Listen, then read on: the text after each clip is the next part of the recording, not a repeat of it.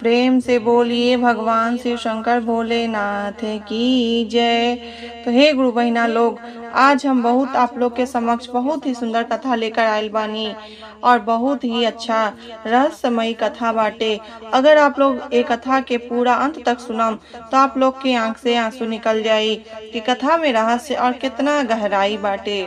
काहे कि ये कथा के गहराई एक बेटा और एक माँ के दर्द से बाटे और साथ में एक जेठानी से बाटे। तो आप लोग ये कथा के पूरा जरूर सुनम और भगवान भोलेनाथ के अगर आप लोग सच्चे दिल से भक्त होखम तो आप कथा के सुनने के बाद ये चैनल के सब्सक्राइब करके लाइक करके ज़्यादा से ज़्यादा शेयर जरूर करम।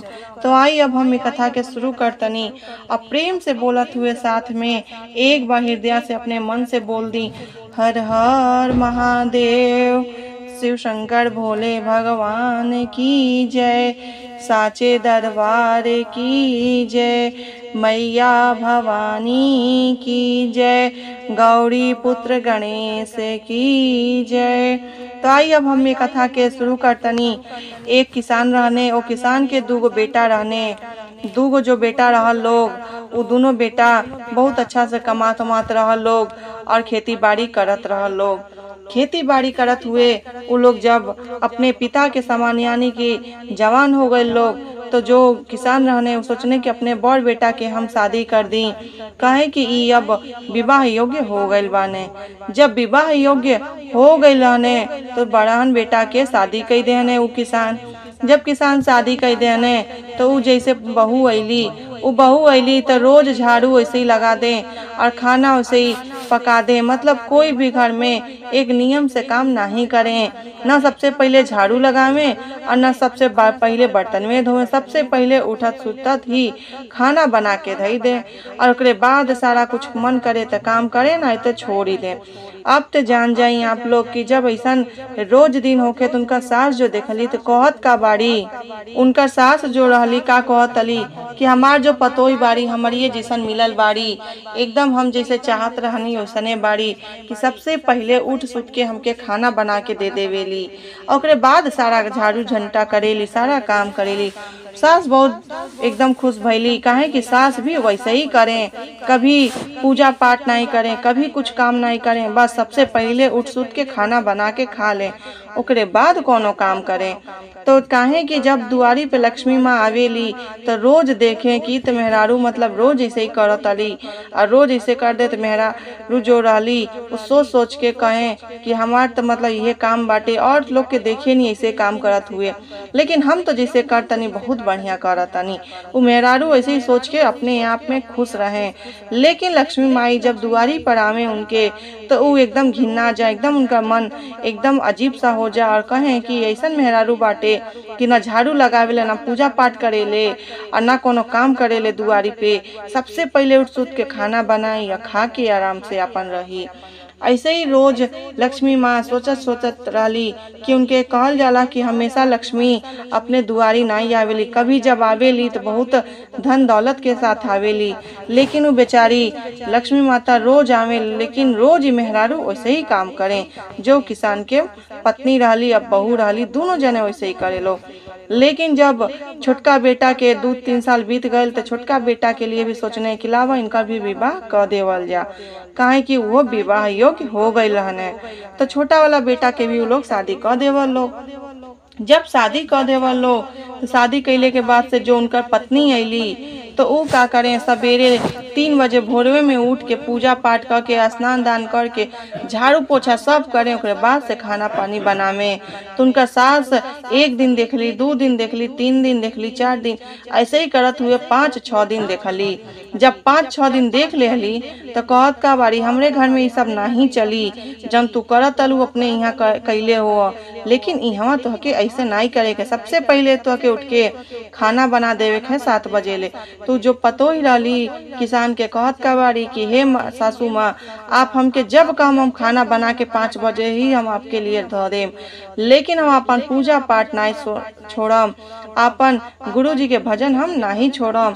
लेकिन जो सास रहली कहली नहीं, अब तो के इतने ले नहीं बाटे, तो के रोज सवेरे उठ के खेते भी जाए पड़े, खेते खलियाने में सब काम करे करे के पड़ी। खाना पानी के साथ साथ तो के घर से लेकर बाहरे तक काम करे के पड़ी। तो पे का कहतली उनका पतो कि हमके सब मंजूर बा हे सासू माँ, लेकिन हम अपने गुरु के भजन नहीं छोड़ब। तो पे उनका सास का कहतली कि नहीं छोड़बे, लेकिन तब्बो तो के हमके जल्दी से उठ के सब काम करे बा। जो उनका सास रहली रोज अब उठे और उनके खूब परेशान करें कि वो कभी पूजा के समय न पावे, लेकिन वो ऐसा रहली कि उसे पहले ही वो रतिये में उठ के पूजा पाठ कैले।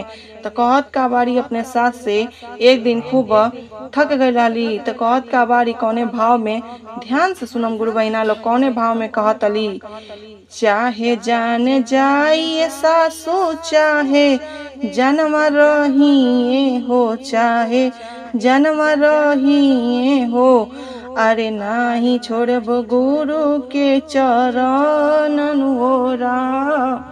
चाहे जान रहिए सासू चाहे जन्म जाइए, चाहे जन्म जाइए हो, नहीं छोड़ब गुरु के चरणन हो राम।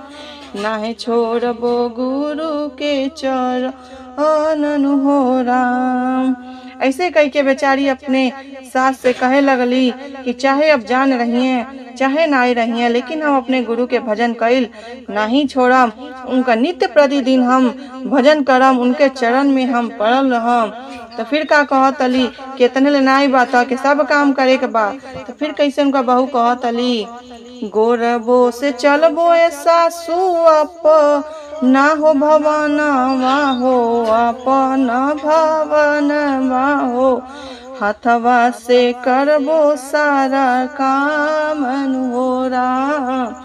हथवा से करबो सारा काम हो राम। गोरबा से चलबो ए सासू अपने भवनवा हो, अपने भवनवा हो, हथवा से करबो सारा काम हो राम। हथवा से करबो सारा काम हो राम। मुहवा से करबो ए सासू गुरु के भजनवा हो, गुरु के भजनवा हो, जनि कर गुरु के उत्पातन हो राम। जनि कर गुरु के उत्पातन हो राम। मुहवा से करबो ए सासू गुरु के भजनवा हो, गुरु के भजनवा हो, जनि कर गुरु के उत्पातन हो राम। जनि कर गुरु के उत्पातन हो राम। ओकरे बाद से कहे लगली कि हे सासू माँ, हम गोड़वा से चलब और हथवा से सारा काम कई दे, लेकिन मुँहवे से न रटेक बा भगवान के नाम। ते में कौन बुराई बाटे, हम सारा काम कई देम, लेकिन मुँहवा से रटल नहीं छोड़ा। उनका सास थक गईली कह के कहली जैसे मन करे वैसे कर तू। फिर ओकरे बाद से कुछ दिन बाद यानी कि साल 2 साल शादी के बाद उनकर 2 लड़का होके के रह गए ने। कहे कि उनका जो जेठानी रहली जो किसान रहने, उनका बड़ बेटा के को औलाद नहीं रहने, लेकिन छोट बेटा के उनकर औलाद होके के रह गए। तो कुछ दिन के बाद से जब 2 बेटवा हो गई ने, तो उनका सास जो उनसे बहुत प्रेम करे लगली, अपने पतों से उनका हर एक बात माने लगली और उनसे इतना प्रेम करे लगली कि जौन कहे तवन सुने। या कहे लगली कि एक दिन, हे बहू तू रोज दिन का कहे लगली कि हे बहू, जो नित्य प्रतिदिन तू भजनिया करेलू, शिव चर्चा करेलू, एक दूसरे के घरे जालू शिव चर्चा कथा कहे सुने, लावा एक दिन अपने घर ही हो जाए शिव चर्चा कथा, एक दिन भगवान के भजन हो जा अपने आंगन में। ऐसे ही कह के तो कहे का लगली कि आवो अब एक दिन अपने आंगन में कथा बढ़ता हो जा, शिव चर्चा अच्छा से हो जा। तो उनका जो बहू रहली कही अली अगल बगल में कि हमरे घरे शिव चर्चा बाटे भी हने। सब लोग आइल आंगन में, सब लोग अब खुशहाली से। तो सोचली कि अब दोनों लइकन के लेके कैसे बैठम शिव चर्चा कथा में। तो उनका सास कहतली का कि एगो के हम लेके बैठ जाए, एगो के तू लेके बैठ जइया। तो वही पे जो उनका बड़ पतोई रहली का कहतली वो किसान के कि हे देवरान जी, काहे लेके तू बैठबू, दोनों लइकन के हमके दे दा, हम नहीं संभाल ले। तो उनका जो देवरान रहली उनके का पता कि उनके मन में कितना कल छपट बाटे। कहली कि नहीं ये दीदी, आप लेके आप आराम से बैठ जाई, हमके कोनो चिंता नहीं बाटे। अपने दोनों लइकन के दे देहली या कहली के ई दोनों जने के सुता देम बढ़िया से, या थोड़ा जब तक भजन होई, कीर्तन होई, कथा होई, तब तक हम थोड़ा आराम से भगवान के चरण में रहो। तो उनका जो जेठान रहली का कहतली कि ठीक बाटे, लेकिन ये लोग के अब जब सुत गए लोग तो कहत का बाड़ी अब इनके ऐसा सुताई कि कबो उठे के नाम ना ली है। तो उनका जो जेठान रहली उ तो सोचली कि लागत सुता देम तो सांझिए ले उठी है, तबले तो हमारे शिव चर्चा कथा हो जाई। लेकिन उनके मन में इतना नाई कल छपट रहल कि अभी हमार ले जाके दोनों लइकन के मार डाली हैं। जब ले गईली जेठानी अपने घर में सुता देहली, और सुतौले के बाद से छोटा बालक को कितना उन लोग के मालूम बाटे, अब तो कुछ महीना के भइल रहल लोग। तो का कैली उनके दोनों जने के गटई काट के हमें और जो चद्दर ओढ़ावले रहली वही चद्दर से ओढ़ा देहली, और गेट बंद करके चली गईली और भजन कीर्तन में बैठ गईली। उनका जो छोट देवरान रहली पूछली के दीदी सुता देहनी, तो कहत का बाड़ी हाँ सुता देले बानी, अब ऐसा सुतौले बानी कि उठिए नहीं कबहू। तो कहत का बाड़ी ठीक बाटे, संझिया ले उठबे करी। ऐसे ही कह के वो भजन कीर्तन में अब लग गईली। तो जब भजन कीर्तन में लग गईली तो ने नारद मुनि आवत तने और शंकर भगवान से का कहत तने। तो ध्यान से सुनो हम लोग का कहले बाने कि हे गुरु जी, आप यहाँ बैठ के अपन भक्त के अपन शिष्या के कथा सुनतनी, वो आपके एकदम आसन पे बैठ के आपके कथा कहतली या सुनतली या कीर्तन भाव में लगल बाड़ी। लेकिन उधर उनका दोनों बालक के उनका जो जेठान बाड़ी काट के देले बाड़ी। काहे उनका वो लोग के ये ऐसे ही होई कि हे भोलेनाथ चली आपके एकदम वहाँ जाए जरूरी बाटे। तो भोलेनाथ का कहतने कि हाँ एकदम चलल जाई। तो दोनों जने ऋषि के रूप में यानी कि साधु के रूप में आयल बा लोग, और आके अचानक से दरवाजा पे बैठ गए बा लोग और कहत का बा लोग कि हम लोग अंदर आई। तो वही पे जब अंदर आयल बा लोग तो कहत का बाड़ी सब लोग देख के कि कहाँ से दुगो बाबा आ गए लोग, कहाँ से ही साधु आ गए लोग इस समय। तो फिर भी वो लोग के मन में कोनो आशंका नहीं भइल। कहत का बा लोग एकदम आराम से कि हे गुरु जी बैठी हवा। तो वही पे जो शिष्या बाड़ी उनकर यानी कि जो भक्त बाड़ी वो गरीब किसान के जो छोट बहू बाड़ी का कहतली या कौने भाव में कहतली, ध्यान से सुनम लोग। आव आव ए गुरु बई ठ अंगनवा हो, बई ठ अंगनवा हो, तू सुन गुरु के भजनवा हो राम, तू सुन गुरु के भजनवा नु राम। आव आव ए गुरु बई ठ अंगनवा हो, बैठ आंगनवा हो, तू सुन गुरु के भजन हो राम, तू सुन गुरु के भजन हो राम। बैठ बैठ गुरु जी कुश के चटैया हो, कुश के चटैया हो, तू सुन गुरु के भजन हो राम, तू सुन गुरु के भजन हो राम। बैठ बैठ गुरु जी कुश के चटैया हो, कुश के चटैया हो, तू सुन गुरु के भजन हो राम, तू सुन गुरु के भजन हो राम। तो वही पे का कहले बाने शंकर जी कि हम बैठम यहाँ नहीं, हमके यहाँ नहीं बैठाव लोग, अपने बालक के अपन बालक के तन दिखा दा लोग। लेकिन कहत का बाड़ी कि ए गुरु जी जब तक भजन यहाँ खत्म नहीं होई तब तक कैसे दिखावल जाई। लेकिन सब लोग सोचता लोग काहे ऐसा साधु कहता ने। लेकिन जब ऐसा नहीं दिखौले बालो तो सीधे साधु जोड़ा ने वो भवन में घूमे लगने कि कहाँ बालक के सुतावल गइल बा। तो पे शंकर जी का कहले बाने, नाही बैठ में शिष्या कुश के चटैया हो, कुश के चटैया हो, बलका के तन तू देखाई दहो राम, बलका के तन तू देखाई दहो राम।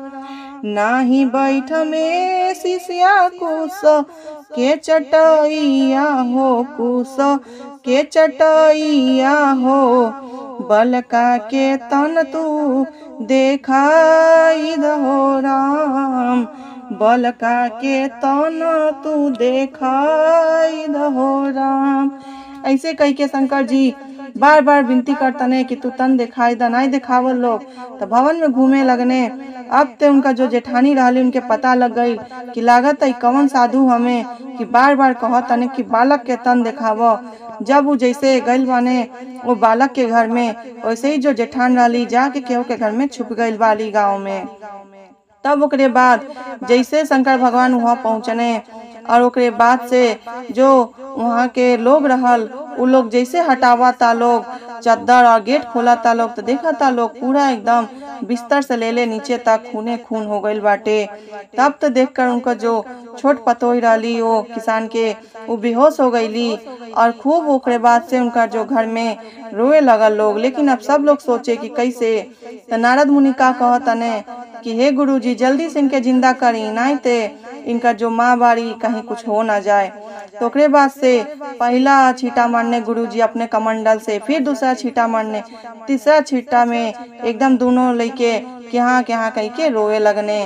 और जब रोए लगने तो कहत का बाने नारद मुनि या सब लोग कि हे साधु महात्मा अब इनके माँ के भी दी जगाई, नहीं तो अब इनके कुछ हो जाई।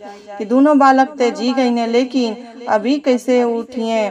तो ओकरे बाद से का कहता ने शंकर जी कि रुक जाओ। ओकरे बाद से छींटा मरले बाने आ छींटा मरले के बाद से जब वहाँ से नहीं उठा तलित कहत का बाड़ी कि शंकर जी कहत का बाने उनसे उठ उठ ए शिष्या हम रो आसनवा से, हम रो आसनवा से, बलका के तन तू देखाई दहो राम। उठ उठ ए शिष्या हमरो आसनवा से, हम रो आसनवा से, बलका के तन तू देखाई दहो राम। उठ उठ ए शिष्या खोला न पलकवा हो, खोला न पलकवा हो, बलका के दूधवा द पिलाइन हो राम, बलका के दूधवा द पिलाइन हो राम। जब उठल बाड़ी, उठले के बाद से तुरंत शंकर भगवान का कहतने कि जल्दी से उठा और अपने दोनों बालक के गोद में ले ला। तो कहत बाड़ी कि कैसे उठी कि हमार दोनों अब बालक नहीं रहने। कहत का बाने उठा और आँख से खोल के देखा कि उ लोग बालो कि नहीं बालो। जब किलकारी सुनले बाड़ी और उठल बाड़ी, उठले के बाद से खूब वहाँ दोनों जने के लेके खूब अच्छा से प्रेम कैली कि हमार दोनों बालक जिंदा बाने। तो वही पे शंकर भगवान बार बार कहतने कि उठ उठ हो शिष्या, उठ हो शिष्या, खोला न पलकवा हो, खोला न पलकवा हो, बलका के दूधवा द पिलाइन हो राम। बार बार कह के शंकर भगवान वहाँ से और जब दोनों शिष्या उठ गए बाने लोग यानी दोनों बालक, तो दोनों साधु महात्मा वहाँ से आंगन में आके अंतर ध्यान वहाँ से हो गए बाने। ओकरे बाद से जब गायब हो गए लोग, तो जब उनका पाँव के छवि वहाँ उग गई ओ लोग के कीर्तन में, तो कह लोग की लागत शंकर भगवान ही हमरे घरे आयल रहने। तो कहत का बा लोग सब लोग एक साथे गाना का गावता लोग, ले ला शिष्या दाया के मोटरिया हो, दाया के मोटरिया हो, ले ला हो शिष्या दाया के मोटरिया हो, दाया के मोटरिया हो, नमवा जे जपया दिन रातन हो राम, नमवा जे जपया दिन रातन हो राम। किया हो राम हो नाम मज जपिह दिन रातन हो राम। ले ला शिष्या दाया के मोटरिया हो दाया के मोटरिया हो नमवा जे जपिया दिनो रातनि हो राम। नमवा जे जपिया दिनो रातन हो राम।